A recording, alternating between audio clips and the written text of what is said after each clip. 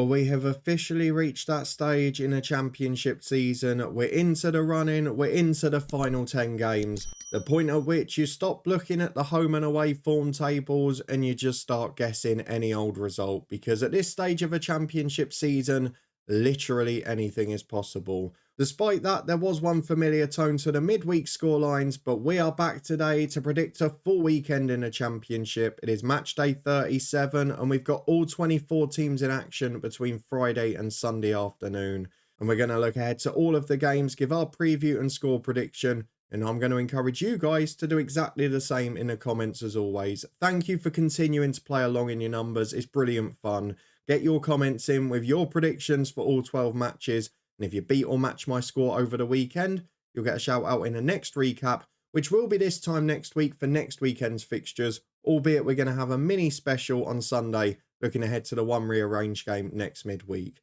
But for now, before we go and look ahead to match day 37, let's have a quick look back at a frustrating midweek for me, where one perfect score out of 11 games because Southampton v Preston was called off.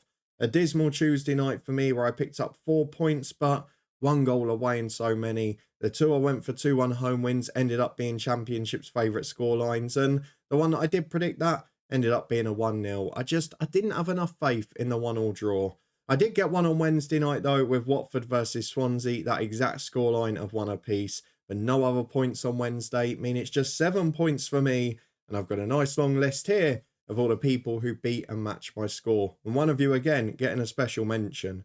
So let's start with the 3 of you who were level with me. BPK, last week's winner, Mello and Glimpse all on 7 points, 1 perfect score, just like myself. On 8, we've got W&G and Chris, 2 of the regulars, 1 more correct outcome because you both got 1 perfect score as well. On 9, we've got 2 of you, Peter and Bobby, 2 perfect scores apiece among your 9 points there. Into double figures, we've got Lennon on 10 with 2 perfect scores. All of those points came on Tuesday night, ironically, and then failed to add to it on Wednesday. And in the top 3, we've got a joint second place, RZL and Tim on a whopping 14. 3 correct scores for each of you. And Tim, 2 of yours were 1-1 draws, so well done for having the faith there. But we bowed to the superior knowledge of Daniel Simmons this midweek, top of the tree with 16 points and 4 perfect scores. But the reason you deserve special credit is 3 of those were the Championship's favourite scoreline. You put them in the right places and you had faith in the scoreline, and it delivered for you. Because no matter what happens in a Championship weekend, you're always going to get a 1-1 draw somewhere. So well done to you for winning match day 36. But let's move on to the weekend and start with match day 37 on Friday night, a Yorkshire derby between 2 informed teams at opposite ends of the table that just got the job done in midweek. It is Sheffield Wednesday versus Leeds United. Both of these off the back of a 1-0 home win in the midweek fixtures. We've got Sheffield Wednesday who pulled Plymouth back towards them. Just 2 points separating them now despite 7 places between them in the league. A really good win, and look, they had the best couple of chances of the game. They did get threatened on the counter, and Plymouth started the game quite well. I watched the first 15 before switching over to Ipswich, Bristol City. But Sheffield Wednesday under Danny Roll. Look, I know they're only potentially an Ugbo injury away from a disaster, but there's a few others starting to pop up with goals and assists now. And as I said at the weekend, if he keeps them up from the position they were in, I think he's the only man who can challenge McKenna for manager of the season. For Leeds, though, Daniel Farker keeps the machine rolling on. They bounce back from that disappointing draw against Huddersfield with a 1-0 win at home to Stoke. Again, perhaps a worry that they had enough chances, or good chances, to win 3 or 4-0. That's not to say they didn't give up 1 or 2 themselves, but the late red card took away a few of the nerves. But Leeds, again, maybe not showing that clinical edge frequently enough. They should be winning most games more comfortably, and at the moment, while they're doing enough, it is a little bit squeaky, but the 1-0 win keeps them within 2 points of the top 2. And I'm going to go for them to win this game because in Sheffield Wednesday's brilliant run the last 6, the game where they tripped up, it was the Leicester one where they played against one of those real top sides. They've done the thing that's most important, which is beat all the teams in and around them. And they'll continue to have to do that against the bottom half teams. But for this one, I just think it'll be a bridge too far. I think Leeds will go 1 up. Sheffield Wednesday will perhaps chase it. And then Leeds will get a late second on the counter. I'm going for 2-0 to Leeds United on Friday night. As we move on to another of the contenders at the top in Saturday lunchtime Sky TV game, It is Cardiff City versus Ipswich Town. And again, two very big wins for these two in midweek. Cardiff made it 3 in a row with a 1-0 win at home to Huddersfield. Again, perhaps not the prettiest thing in the world, but Huddersfield, very different style under a new manager, made it a bit harder to adapt. Perhaps a draw would have been a fair result, but Cardiff, they're getting that little knack again of winning games, and to be in the position they're in, given what a lot of us thought pre-season, you have to give huge credit to the manager, who again is getting the job done whilst not doing it in style. But at this stage of the season, does it really matter? For Ipswich, another win, this time a narrow one, 3-2 at home to Bristol City. Looks like they might have let the chance go when they missed the penalty at 2-2. Al Hamadi not having his best moment there. But Ipswich found a way. Leif Davis with the third. And to be fair, they were helped tactically by Bristol City, which we'll mention in there a bit later. But it allowed Leif Davis to become a big threat. Al Hamadi got a nick on the first, but Leif Davis was the key man there. And because the man who was marking him and doing a job on him had gone off, he was able to find a bit of space. Ironic to see Chaplin scored a goal from the set piece, given all the big men Ipswich had on the pitch. But a big win, another huge result that just keeps them those 2 points ahead of Leeds, and it keeps it tight between the top three and piles the pressure on Southampton now with a game in hand. So I'm going to go for an away win in this one. I think Ipswich will have enough. They've got the momentum at the minute, but this ain't going to be an easy game. Cardiff's games are generally always close. They've been producing gritty performances of late, and they don't concede a huge amount. So while I was tempted to go for 1-0 to the visitors, I'm going to up it a little bit. I'm going to go 2-1 to Ipswich Town. As we move on to the 3 p.m. kickoffs on Saturday, which begin with a huge game at the bottom. Might be 17th v 16th, but these two just 2 points clear of the relegation zone. It is Blackburn Rovers versus Plymouth Argyle. Blackburn, another draw, another 1-1 draw, this time at home to Millwall. And again, Sammy Schmodik's delivering the goods. Where would they be without the Championship's top scorer?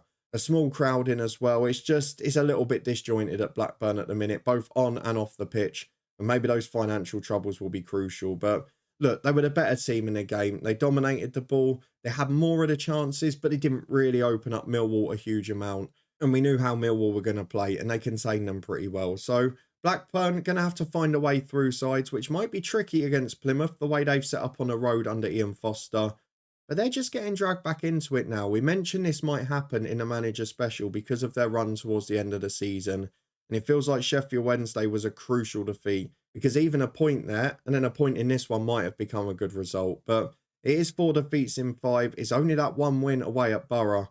And while you have got to bear in mind that they've played, 3 of the top 5 in those last games, and Coventry, who are going to be up there as well, the Sheffield Wednesday one feels important. Will it have a knock-on effect this weekend?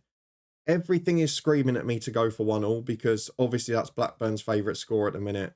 But I just feel they're going to pull a win out the bag somewhere, and it might be this game. Don't be shocked if I'm completely wrong, because the Championship can throw up anything. But I'm going to go for Blackburn Rovers to get a priceless win by 2-1 at home to Plymouth. As we move up to the other end of the table, for 6th v 1st, it is Hull City versus Leicester City. Hull themselves 3 draws in a row, 2 of them by 1 goal apiece. A draw at home to Birmingham, perhaps the most disappointing of the 3, especially with a late Jukovic goal pegging them back. But ironically, it was actually a pretty good Hull performance compared to some of their recent ones. They're starting to control games again now. They had loads of the ball, loads of chances in that one. But you can't miss the chances they missed. I think Carvalho had a clear-cut one that went miles over and wide. But he had, according to the stats, 4 clear-cut. I can certainly remember 3 off the top of my head. And they should have won that game. So I wouldn't get too frustrated. It was a bit worrying to hear some of the boos at the end. Hopefully, it might have been for the officials instead. But look, it was a good performance. It was better than some of the games they'd won a few weeks back. So I wouldn't be too concerned by that. For Leicester, though, how important was that win? Not about performance at all. About Fox in the box, Jamie Vardy, turning up with a crucial winner in a game where, yes, they had the best couple of chances on the counter, but by no means was it an easy one. A 1-0 win, though, keeps them top by 3 points. If they'd lost that, it would have been a very different story. But this is a pressure game for Leicester. And I actually think, considering the games Hull have had recently, the pressure's probably off them for this one. It's maybe considered the free hit of the lot. And Leicester aren't in the best of form. They've certainly not been convincing. And they've not scored more than 1 in a game in their last 5. Sheffield Wednesday at home was the last time they did that. So I'm going to stick with that formula. And I'm going to stick with Hull's recent form. and I'm going to produce my first Championship's favourite scoreline of the day. I can see this being a cagey game. I can see Hull maybe having a bit more of it, but Leicester perhaps having a threat on the break. Fatawu still looks fantastic for them, but Hull City are rock solid under Rossini. He's done such a good job there. You know I'm a massive fan of him, so I'm going to go for the Championship's favourite scoreline of 1-1. And another game that is very much a candidate for that is a big one at the bottom again. It is Millwall versus Birmingham City, 18th v 20th, and both of these sides within 2 points of the relegation zone as well. Both drew 1-1 in midweek, as we mentioned. Millwall defended for their lives against Blackburn to get a point, a 1-1 draw there. They scored their only shot on target and then defended pretty well in a good shape. For Birmingham, a really good late draw away at Hull, but again, we're probably second best for the large part of that match. But given their 2 games before against 2 of the top sides in the division was really important against another of them, they managed to produce a better defensive display, which they did. But Birmingham, under 3 different managers this season, have had real troubles on the road. Millwall, they don't look like they're going to be able to take the ascendancy in games. And we saw against Watford that, again, they weren't able to really dominate. And again, against Blackburn, the same. When the onus is on them, I think they're going to find it a bit difficult. We saw that in the last game under Joe Edwards at home to Sheffield Wednesday. And while Neil Harris has done really well so far to get the results and to get the defensive displays, I'm not sure they're going to be able to push at Birmingham. And on the counter, Birmingham should have a bit of a threat. I'm going to go for these 2 to cancel each other out. I think it's a must not lose for both of them. And as a result, I'm going to go for another 1-1 draw, the Championship's favourite scoreline, 2 games in a row. One game that doesn't fall into that category, though, is, whisper it quietly, the home banker of the weekend. It is Norwich City versus Rotherham United. Norwich started very well at Middlesbrough, and then, of course, Boyer Sainz sent off, and after that point, Middlesbrough dominated the game. But still, Norwich in recent weeks have been really strong, and a win here could very much put them right back in the playoff places, might even put them in there based on what I've predicted for the whole Leicester game. And Rotherham, I mean, they've just given up, haven't they? Let's be honest, it's starting to look a bit like Sheffield United in the Premier League.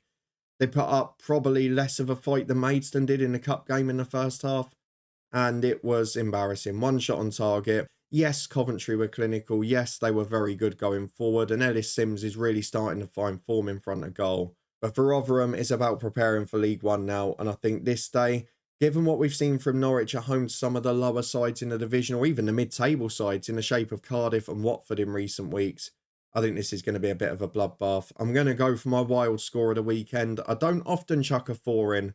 I'm going to go for Norwich City to win this one. I was tempted by 4-1, but I'm going to go by 4-0. As we move into the second half, we've got a game that is big at both ends. It is 9th place Preston against in the relegation zone Stoke City. Stoke lost 1-0 at Leeds, and look, while it was only 1-0 and they did have 1 or 2 chances of their own, Leeds were the better side. Leeds dominated the game, but it's not the game that's going to define their season. And again, we have seen better performances and better defensive displays from Stoke in recent weeks. They've only actually conceded 4 in their last 5 matches, and that includes playing Leeds, Coventry and Middlesbrough. So definitely some positive signs there. But for Preston, they're just doing the job, aren't they? Another 0-0 draw at home to Hull City last weekend. Of course, lost out on the Southampton game in midweek because of that fire. But that means that they've had a week off to prepare, whereas Stoke have been chasing the ball around at Ellen Road for a large part of the game. And that's going to make a big difference in this one. The late red card for Ben Pearson won't help either. But in the circumstances, and given the fact that Preston have had the few days extra off, they're one of the informed teams in the division, 6 without a defeat, 3 clean sheets in the last 5. I'm going to go for them to win, keep a clean sheet, and a handsome victory at Deepdale by 2-0. Well, let's move on to one of Stoke City's rivals at the bottom of the division, and a side that can consider themselves a bit unfortunate on Wednesday night. It is QPR against Middlesbrough. Let's start with the visitors, who got that crucial 3-1 win against Norwich to just take them away from any relegation battle now with a 9-point gap. To be fair, it might have been a very different story if it had stayed 11v11. Norwich were 1-0 up and looking okay, but the red card was a gift. And to be fair, Middlesbrough took advantage of it, and I think they'll be very happy to see both Force and Latilaf on the score sheet there. But let's move on to QPR, one of the informed teams. After 3 successive wins, including against the leaders Leicester, they were held 2-2 by West Brom.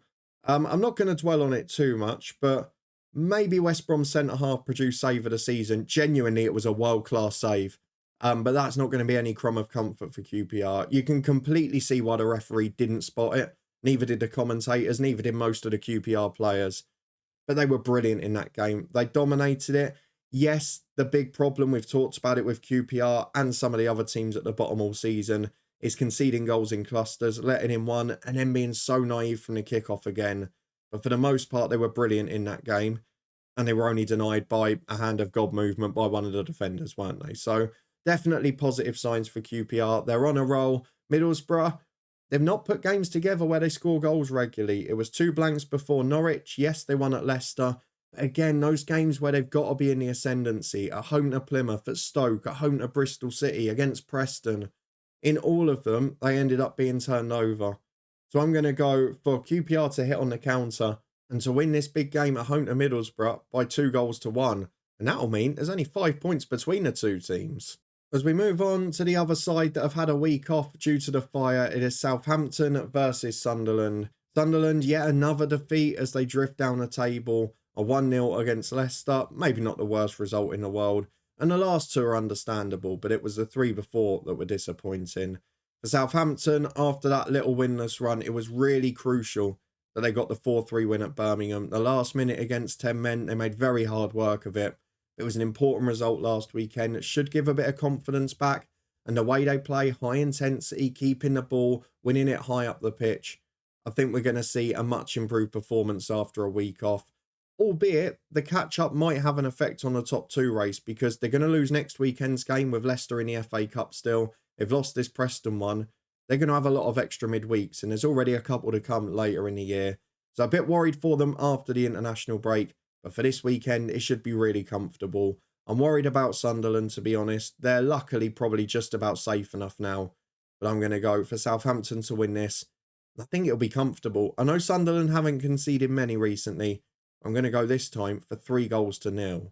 As we move on to the final Saturday game, which is Watford versus Coventry City. Coventry, as we mentioned, thrashed Rotherham United. Ellis Sims in the goals. Tavares starting to look a bit of a threat again off the bench as well. Some really impressive performances. And again, Coventry having a good season at the moment.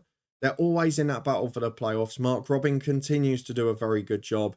And he's starting to get them more clinical as well. And Ellis Sims is starting to look like your carers in front of goal, which is exactly what they want to see at this stage. They're only 3 points off the playoffs and they go to a Watford side that are really struggling. They picked up, well, their first point outside of playing Rotherham for over a month. That with a 1-1 draw against Swansea. An important goal for Ryan Porteous. And you could see it was important for them. Because again, it's just dragged them clear of that relegation mix. Whereas they may have been looking over their shoulder. That could change if they lose this one this weekend, though. Valerian Ismail seems to be hanging on by a thread. But it was an improved performance against Swansea in fairness. They were never going to have that much of the ball against Luke Williams' side, but they probably had the better chances and they certainly had more of them. It's that clinical edge that's missing. It's just that confidence and that quality in front of goal. And that's probably the difference between Watford being mid-table and a bit further up the division. But they fought back from behind. They did okay. But they're playing against top opposition this weekend. Coventry, getting players back in attacking areas. They're a good side and they normally make a run at this stage. So I'm going to have to go for the visitors to win it. I got the last Watford score right in midweek, but this time I'm going Coventry by 2-0. As we move on to 2 games on Sunday lunchtime, beginning with one that is huge at both ends of the table. It is Huddersfield Town versus West Bromwich Albion. Huddersfield again, a half-decent performance away at Cardiff, but no points to show for it.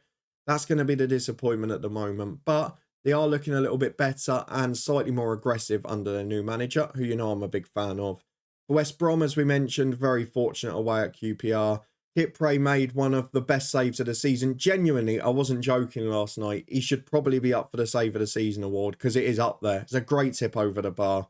Not much solace to QPR fans, but look, West Brom clinical on the counter. There was a spell when they went to 2-1 up in that game where they'd scored all of their last 4 shots on target. But they can't afford to play like they did in the second half. It was a bit of a strange tactical decision by Carlos Corberán to go to the back 3 really early in the half, and it did seem to give the impetus to QPR, but overall they'll be happy to come out with a point away from home. If they keep winning their home games and drawing their away ones, they'll stay in the playoffs, which is where I predict them to be.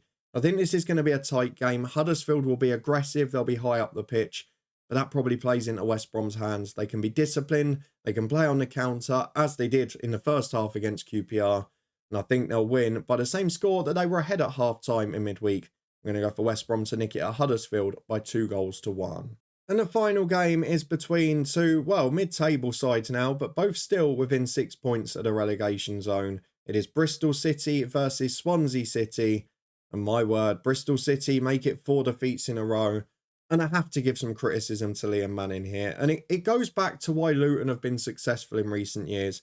And I'm talking about Harry Cornick, who did one hell of a job on Leif Davis in the first hour. Not to mention the fact he put in some incredibly dangerous crosses where Bristol City probably should have taken more chances. But he did the job defensively, followed Leif Davis back everywhere and supported his fullback. Literally within 2 minutes of being replaced, they'd given away the equaliser, and it had been from Leif Davis having a shot flicked on by Al Hamadi because he was unmarked, free as a bird in the penalty area. He, of course, then got the winner in similar circumstances. And you just have to ask the question, was it the most sensible decision? I mean, it was literally, I'm just looking, it wasn't even 2 minutes after, it was literally 30, 40 seconds. For that little bit of lapse in concentration and to take off the person who was doing that job for you, it just seemed counterintuitive. I mean, in the end, Bristol City gave it a good go.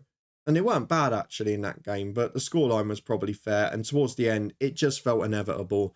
I don't know how many times over the last 4 years we've talked about Bristol City and late goals. So I'm not going to cover that yet again.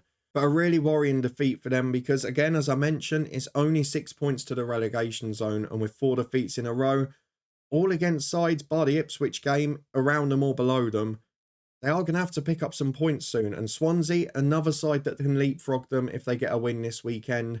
3 unbeaten for them. Not their best performance at Watford, but they kept the ball well and at times had a threat. Certainly not as good as some of their other performances, though. And that's something they're going to need to build on this weekend. But we are starting to see Luke Williams' stamp on the side. And as we mentioned, they had that awful run when he started against all of the top 7.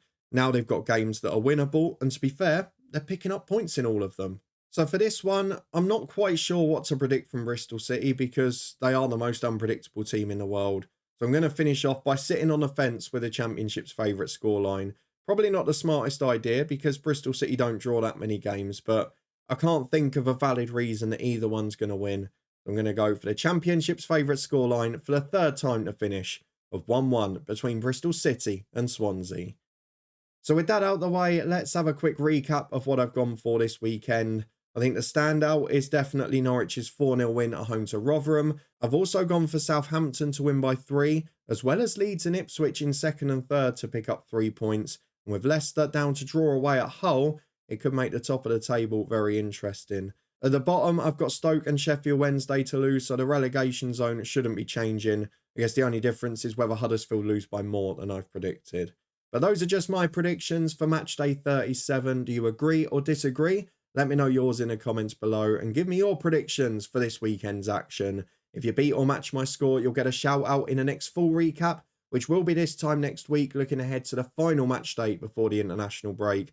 But between now and then, we will be back on Sunday because there is one midweek game and it's a pretty big one for a team at the bottom. We're going to do a full preview of Birmingham versus Middlesbrough, and I hope you'll come and join me for that one. We've also got a special on Monday, looking ahead to Bournemouth v Luton in midweek. But for now, if you did enjoy this one, please do put a thumbs up on the video. You can see our weekend Premier League predictions from yesterday up in the eye above. The League One shorts will be tomorrow, and it's also the final week of our partnership with HelloFresh UK. Find a link at the top of the description for 60% off your first box plus free delivery and 2 months worth of discounts, including 20% off throughout. It's part of the reason I've got slightly slimmer cheeks this year, and hopefully that journey will continue. Thank you very much for watching. Check out that link to support the channel, and I'll see you back here on Sunday as we look ahead to a bonus midweek game in the Championship.